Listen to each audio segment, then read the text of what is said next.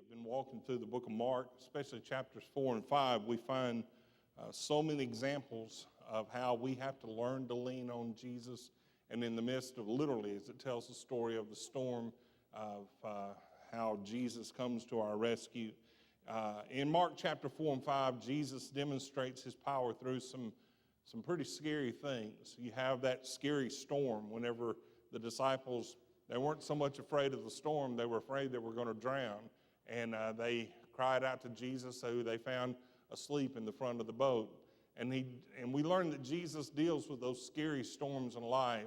Then they get to the other side, and there's a pretty scary man there who is possessed by a legion of demons and a whole host of demonic influences. And we learn how Jesus can see us through those times of spiritual warfare. Then as he comes back, and as we're going to look at today, the story is he's met there on the other side when he comes back across the Sea of Galilee. And Jairus comes to him, is what we're going to look about the story this morning. But on his way to Jairus' house, then he is confronted with a lady who has a scary disease and illness, and Jesus deals with that. But this morning is probably the one subject that most people, that is most scary, that is most frightening to us, and that is on the subject of death. There was a preacher who was going to preach about death on one Sunday morning, and he wanted to get everybody's attention, and so he hit the pulpit hard, and he said, as he started the sermon, I want everybody to realize that every member of this church is going to face death. And there was an 8-year-old little boy who was sitting on the front, and the preacher just sort of caught the corner of his eye. That little boy sort of snickered about it. And that bothered the preacher. So he looked more directly toward that little boy, and he said, I want you to know that every member of this church is going to die. And the little boy laughed out loud. And it really bothered the preacher. So he just walked over in front of him and said, son, do you not realize that every member of this church is going to die? And you sit here and laugh. And he said, yes, sir. I ain't a member of this church. Proverbs 31 talks about a godly woman, a virtuous woman. In verse 25, it says that that woman who walks with God, a godly woman, is able to smile at the future. One translation puts it that she's able to laugh at the days to come. Well, this is the scariest subject we can talk about, the valley of the shadow of death. But whenever we walk with Jesus, then we can smile at the days to come. Let's look at the story, Mark chapter 5, and we're going to pick up that as we have this kind of confidence to be able to face those unexpected challenges, how Jesus gives that to us. Mark chapter 5, and let's begin reading verse 21. And when Jesus crossed back over in the boat to the other side, a large crowd gathered around him, and so he stayed by the seashore. One of the synagogue officials named Jairus came up, and on seeing him, fell at his feet and implored him earnestly, saying, my little girl is at the point of death. Please come and lay your hands on her so that she will get well and live. And so he went off with him, and a large crowd was following him and pressing in on him. And then you have the break in the story that the woman who has the issue of blood, that she says, if I can just touch the hem of his garment, and she does. And Jesus stops and said, who touched me? And his disciples think he's crazy. Lord, look at this crowd. Everybody's touching you. And he calls this woman out, and she comes and identifies she's had this issue of blood for 12 years, been to every doctor, and it's gotten worse, and she's healed. And so in the midst of all that, you have this wonderful miracle that nobody would have known about, but Jesus calls attention to. And then we pick back up with Jairus and this story in verse 35. Look there in Mark 5:35. While Jesus was still speaking, dealing with the woman with the issue of blood, they came from the house of the synagogue official saying, your daughter has died. Why trouble the teacher anymore? But Jesus, overhearing what was being spoken, said to the synagogue official, do not be afraid any longer, only believe. And he allowed no one to accompany him except Peter and James and John, the brother of James. They came to the house of the synagogue official, and he saw a commotion and people loudly weeping and wailing. And entering in, he said to them, why make a commotion and weep? The child has not died, but is asleep. And they began laughing at him.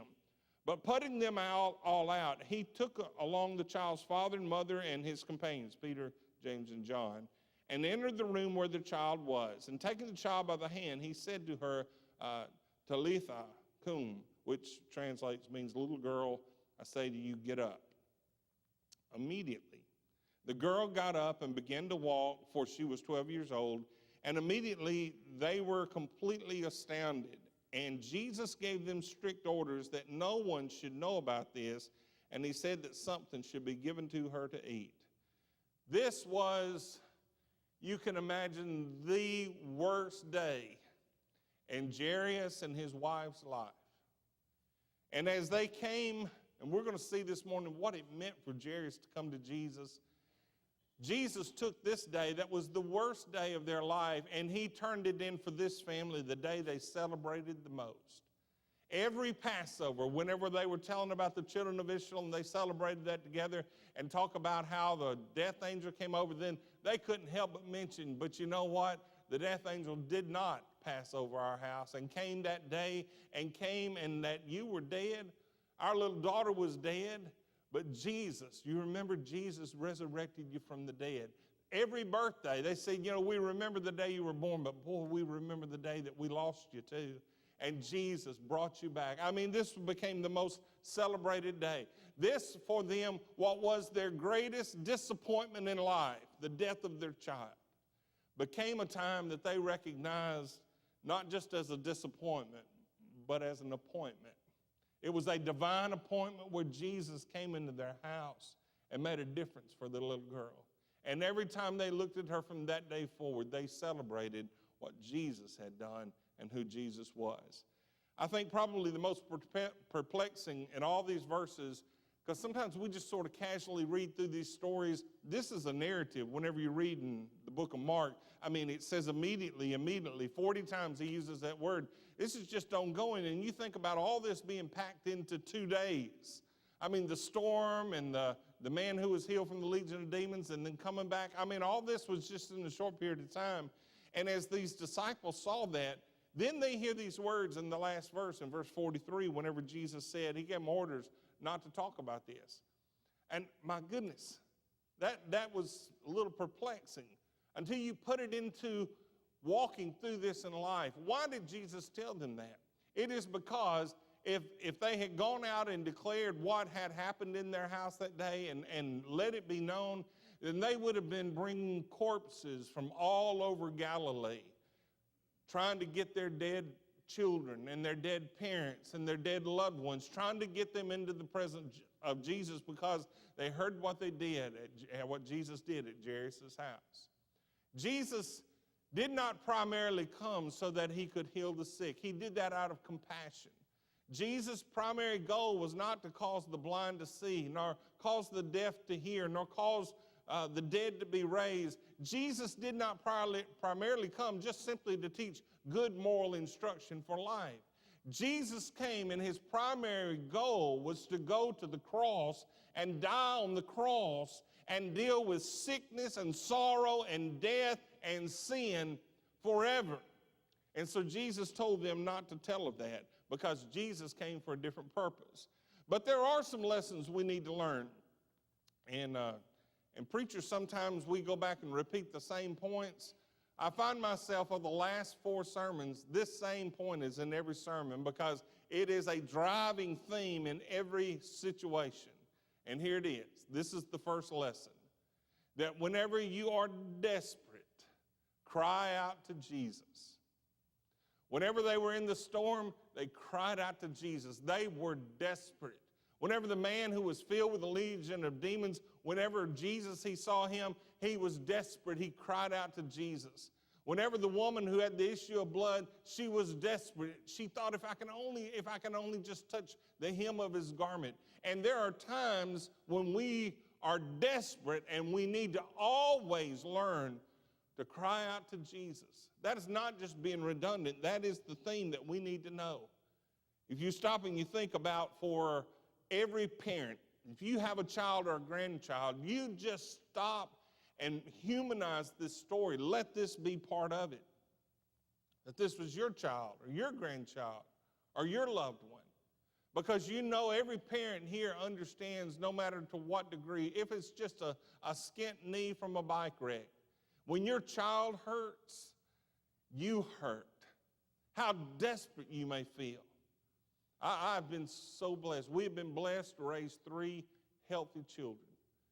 When Emily was 4 years old, though her doctor had noticed some knots that had come up and sent us to a specialist in Hattiesburg, and then he sent us to a specialist who was from Ochsner's. And as he examined her, and then he thought what it might be, and he said, we're going to need to run some tests. And the day that they did a biopsy, then he sat with us, and he expecting it to be the very worst. He unfolded the nightmare that was going to be in our future. For those few days while we were waiting, it came back to be, they're called granuloma annulare. They're just benign. She didn't have to have any treatment. She just went about her life. She's just as mean as ever now. And but for those 2 or 3 days waiting for those tests to come back, believing that was going to be the worst. Here not too long ago, I went to see Tucker People up in Memphis and went to Le Bonheur. It doesn't take you long to walk through Le Bonheur Hospital and see those children in the hall, or walk through St. Jude in Memphis and see those parents and those children and know the nightmare that they were going through, and to let all of that you know come back into this story, that this is what Jairus was feeling. Jairus and his wife were desperate, and they heard that Jesus was coming, and Jairus met him on the seashore and fell down at his feet. Now let me share with you, put it in your frame of thinking as well, who Jairus is. It says he's a leader in the synagogue.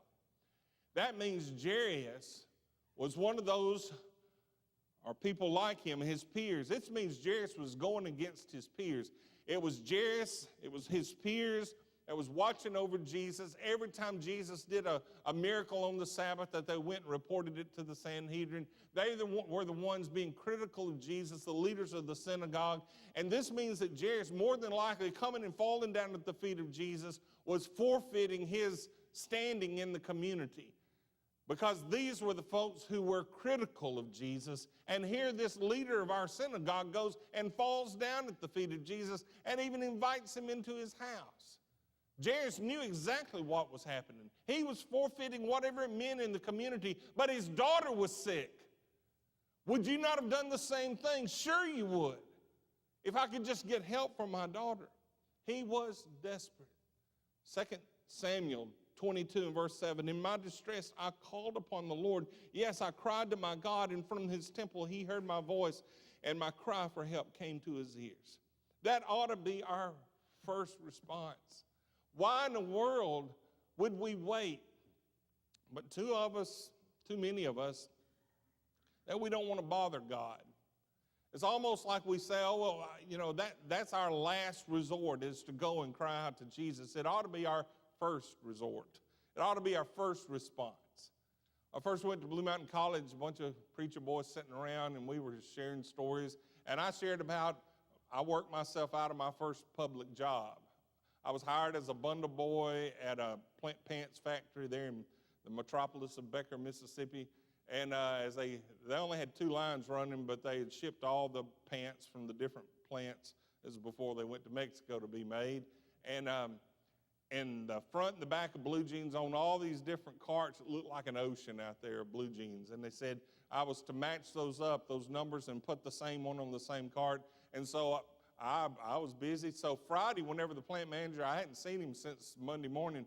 Friday, toward the time to get off, I went in and said, I'm finished. And he said, what? I said, I'm finished. He said, finished with what? I said, I did what I was supposed to do.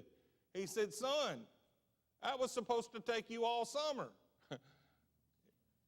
Oh, apparently you had never worked for my daddy or my grandpa, because when we're told we're supposed to do something, we do it. And so the next week I changed every light bulb into place and mowed, and then the third week I was out of a job. So I worked myself out, and this we were laughing about that. And this kid, I don't remember if he was from northeast Alabama or just over into Georgia, but anyway, his first job was at a textile plant, and he said, you made it a lot longer than I did. I lasted for an hour. And they put him on a loom, one of these big industrial looms, and his supervisor said, now, you're just here to monitor this, and said if the strings get off, then you shut it down and call me, and I can come and fix it. Well, he was watching it, and wasn't long that he looked over here, and it had happened, and so they were able to thread that through and didn't miss a lick. And then he watched somebody else do that, and he said, it doesn't look that hard. And so sure enough, in just a little bit of time, then it messed up. And so he tried to do what he had seen others to do and said it was just a matter of a few seconds that it was out of control. And the next thing he knew, the machine was shut down, and his boss was standing there by him, had shut the machine down. And he said, why didn't you do what I said to do? He said, well, I didn't want to bother you, and I was doing the best I could. He said, you weren't doing the best you could. The best you could do was to have shut it down and to call me. Now you can hit the door. He lasted about an hour. We do the same thing. Oh, I don't want to bother God with this. We do our best to fix something. Well, the best thing you can do is to cry out to Jesus. Why do we wait for the last resort?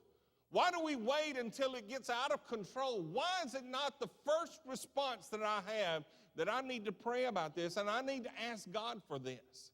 We need to learn this lesson that whenever Jesus tells us that we can call on him, you want to know God's telephone number? Jeremiah 33:3 is his telephone number. Call to me and I will answer you, and I will tell you great and mighty things which you do not know.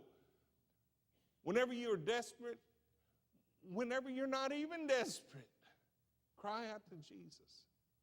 Second lesson we learn whenever we look at Jairus' situation is when you are delayed, then you have to learn to trust God's timing. Our timing and God's timings just sometimes just do not line up. In verse 24, the crowd came and they were pressing in and Jesus stopped. And we know that story. Jesus deals with this woman. And we're all marveled. You know, the whole crowd said, my goodness, 12 years, all these doctors, and they're all marveled at this.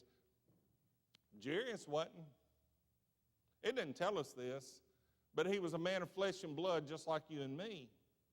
I know what Jairus was doing.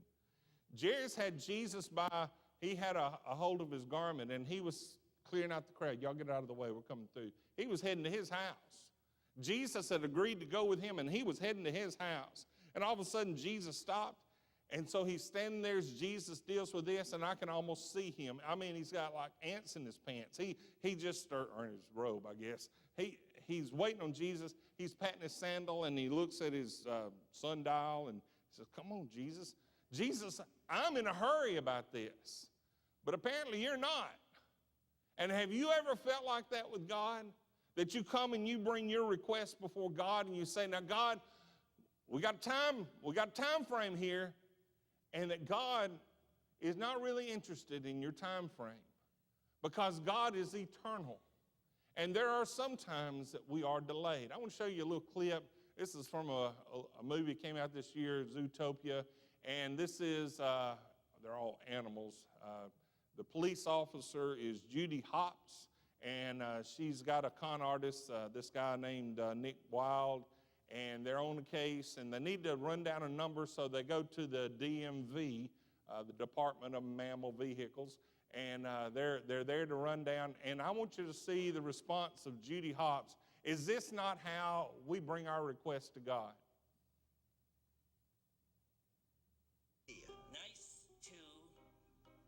See you, too.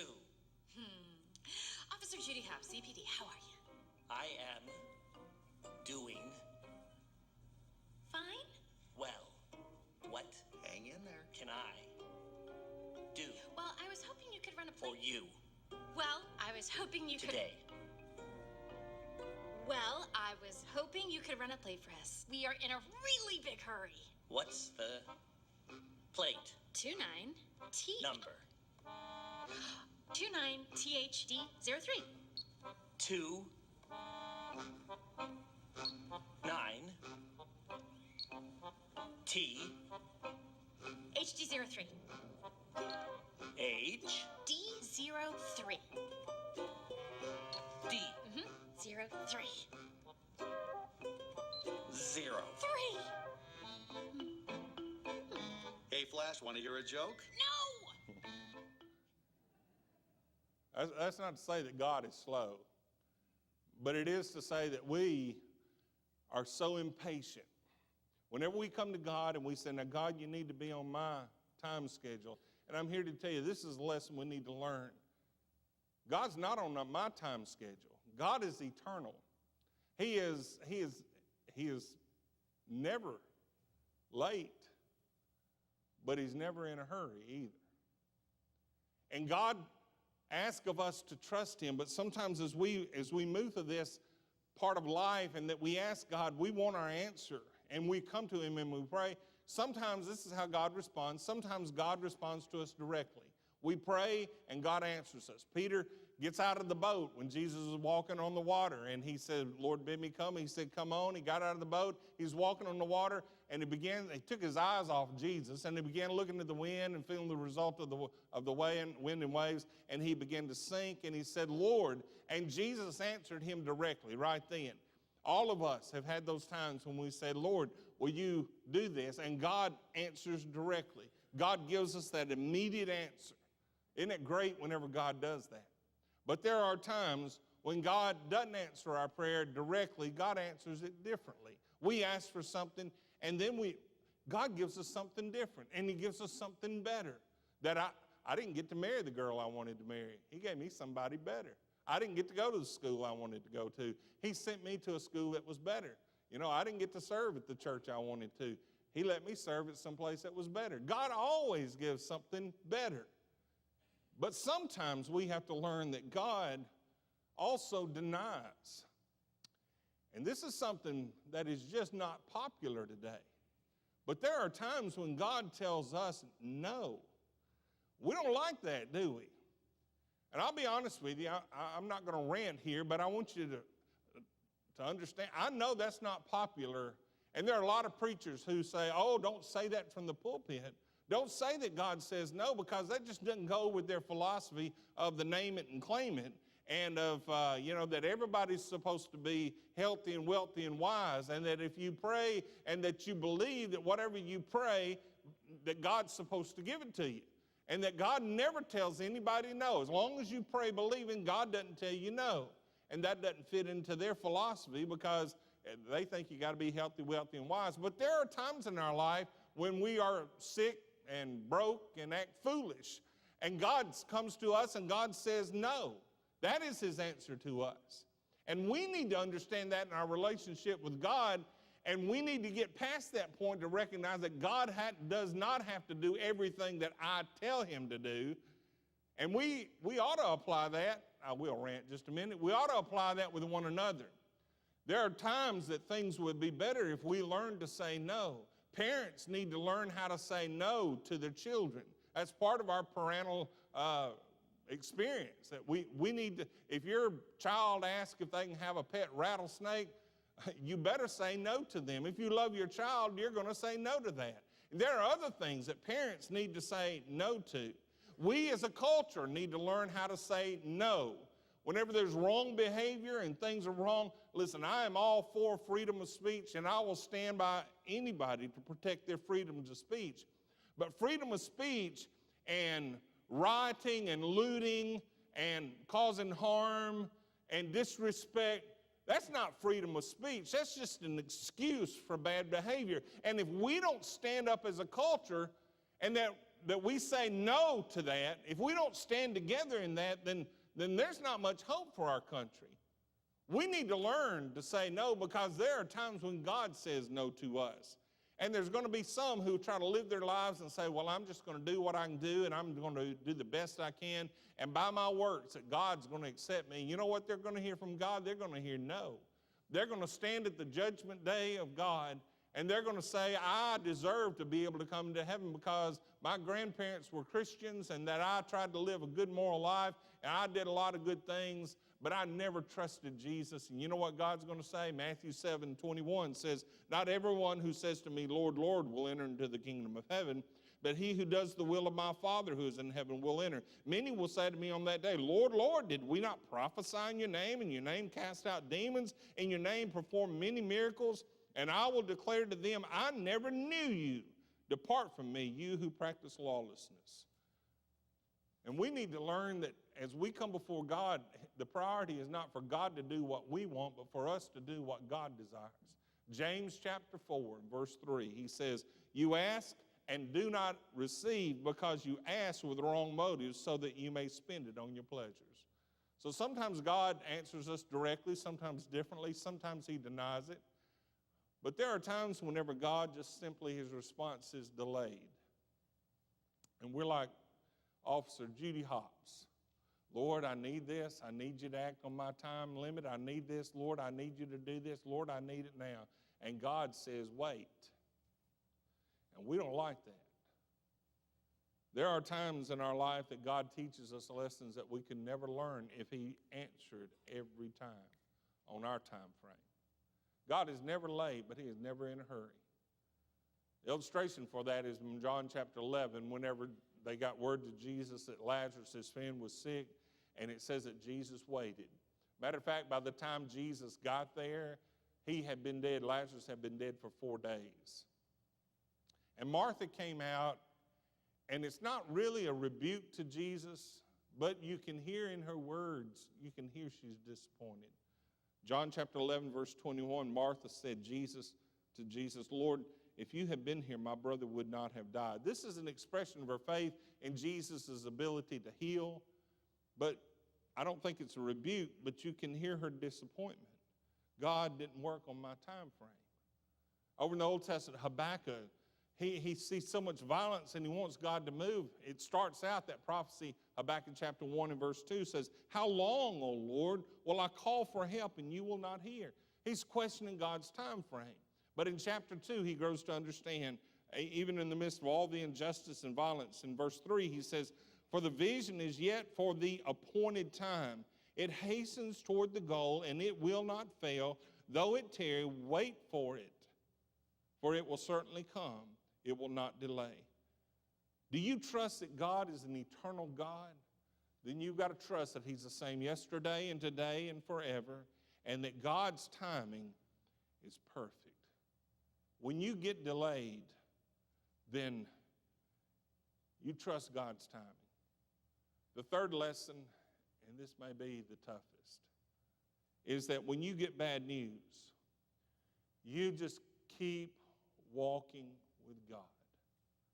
There in verse 35, it says, while he was still speaking, they came from the synagogue and said, your daughter's dead. And Jesus said, you keep walking with me.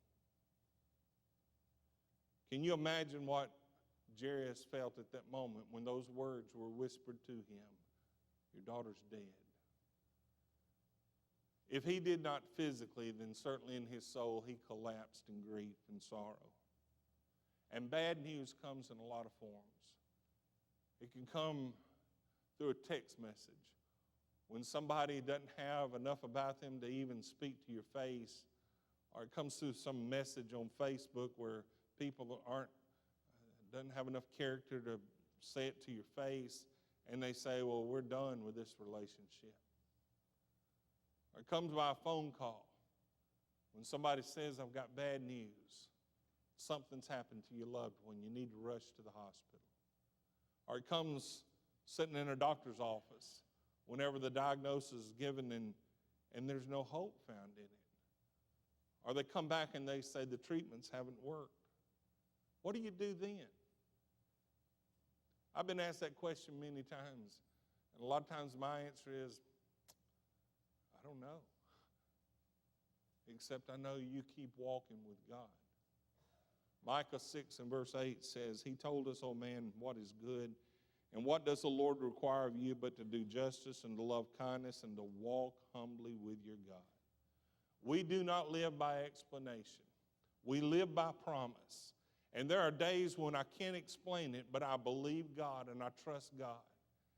The song that we sing, standing on the promises that cannot fail, when the howling storms of doubt and fear assail, by the living word of God I shall prevail, standing on the promises of God.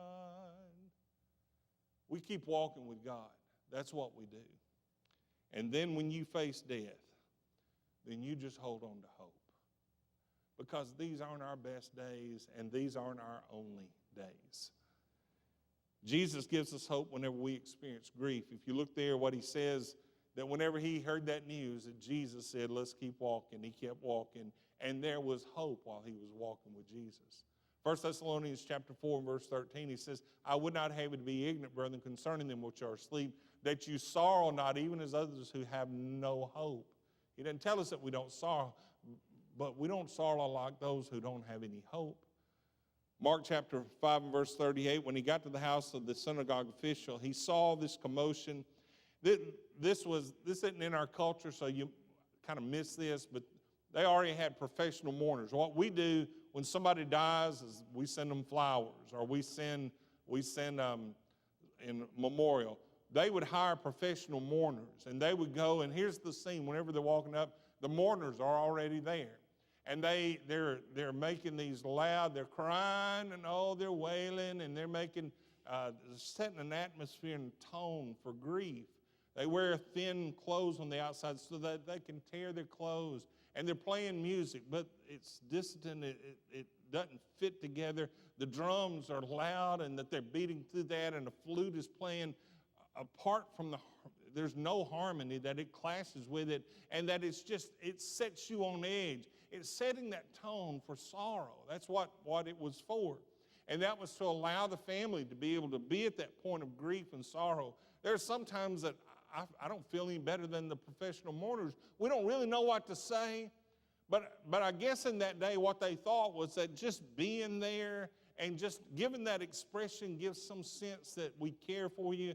But whenever Jesus said this little girl's not dead, then you know they're professional mourners because they just started laughing. They went from crying to laughing just like that. We all come to that point where we don't know what to do with grief and sorrow. I'm telling you that whenever you walk with Jesus, even in the midst of that, he gives you hope and he gives you peace. A lot of people ask why, and I don't have a good answer. When you stand there and you grieve, I don't have a good answer, except that these aren't our best days. Ray Stedman, a pastor and a scholar, a little book he wrote, The Servant Who Rules, wrote this. Why doesn't Jesus heal everyone and raise everyone from the dead? Jesus has a different perspective on death than the world.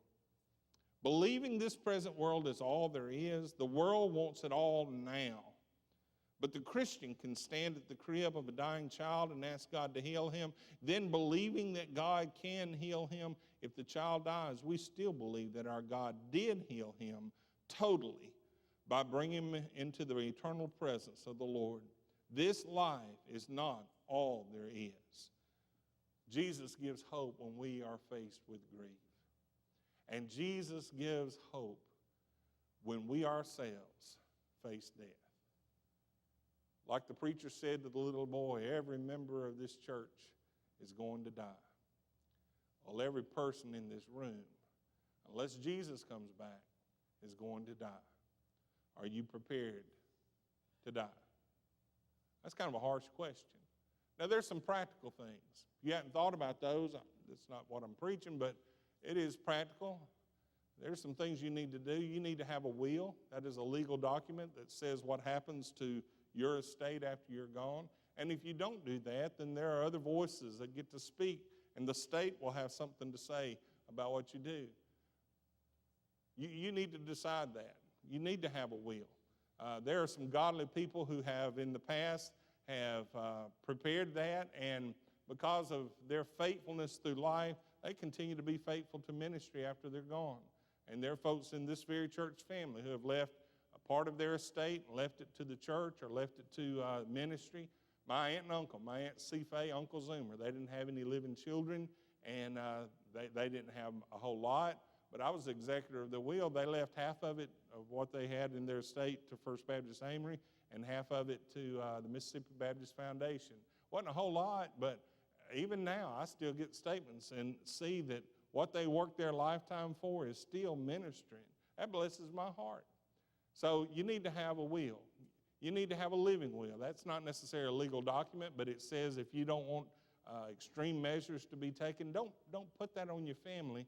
Make that decision and go to the time and the effort to do that. Go ahead and prepare for your funeral.